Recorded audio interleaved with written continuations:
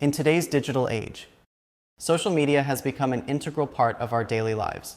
We use platforms like Facebook, Instagram, and Twitter to communicate with our friends, share our thoughts, and make plans. One of the tenses that is commonly used in this context is the future simple tense. This form of the verb is used to talk about actions or events that will happen in the future. For example, imagine you are discussing plans for the weekend with a friend on Facebook. You might say, "I will meet you for lunch on Saturday." In this sentence, "will meet" is the future simple tense, indicating a plan that is going to happen in the future.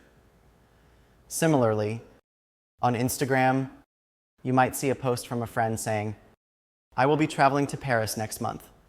Here, "will be traveling" is another example of the future simple tense, used to express a future plan or expectation.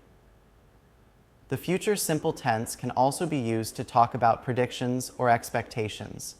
For instance, someone might tweet, "I think the weather will be nice tomorrow." In this sentence, "will be" is used to express a belief or expectation about the future.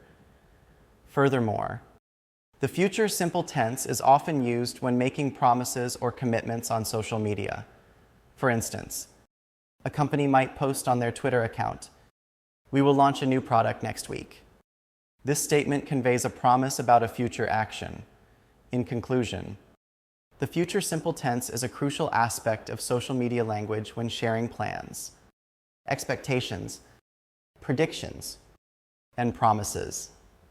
By understanding how to use this tense correctly, ESL students can effectively communicate their intentions and aspirations on various social media platforms. So next time you're tweeting, posting, or chatting online, remember to use the future simple tense to convey your future plans and expectations with clarity and confidence.